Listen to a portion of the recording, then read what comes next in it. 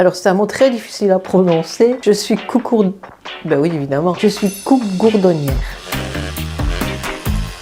C'est quelqu'un qui travaille les courges, les gourdes, les calebasses.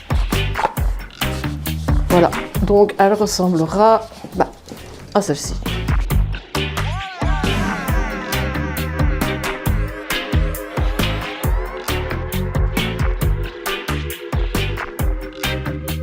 Il n'y a qu'à laisser courir son imagination. Elle sera aussi certainement suspendue avec une porte ici, des fenêtres. Tout est léger. Une fois que la courge est sèche, il n'y a plus que les graines à l'intérieur. Le travail que je déteste le plus, c'est creuser. Ça, je n'aime pas du tout de gratter l'intérieur de la calebasse. Je pense souvent à embaucher, mais ça serait pas sympa. Il arrive que je fasse des lampes et je dois faire plein de petits trous pour que la lumière passe. Et parfois, à l'avant-dernier trou, c'est juste la partie où la calebasse est plus fine et tout se casse. Je m'énerve rarement, mais ça m'arrive. Sur les calebasses, non. Mais non, vaut mieux pas sur la calebasse. Déjà, quand on s'énerve pas, on a un trou comme ça.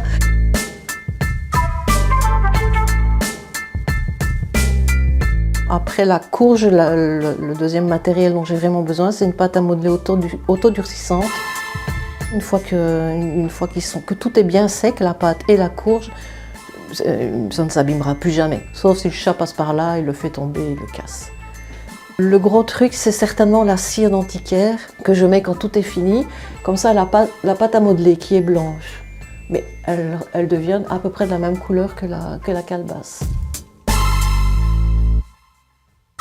Et les vitres sont faites avec des ailes de fée, ce qui donne un reflet irisé comme ça. Ben bien sûr, parce qu'ils sont copines avec les gnomes. J'ai pas envie d'être enfermée, mais je pense oui que je dois pas être tout à fait seule dans ma tête. Moi j'aime bien quand elles ont des formes biscornues, et donc celle-ci par exemple, j'ai décidé de juste faire un trou pour y asseoir un gnome et une toute petite fenêtre. Quand j'ai vu ces coloquintes, je me suis dit oh ça ressemble à des personnages, et je fais des tout petits gnomes.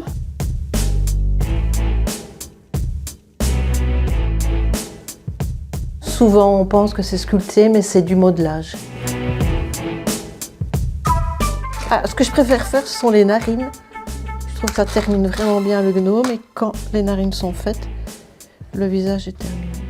Ils sortent de mes doigts comme ça sans trop y penser. Je me sens chez moi, dans cette petite tribu. Ouais. Voilà, le Gnoël, le dernier de l'année. Il y a des gens qui me disent qu'il me ressemble, mais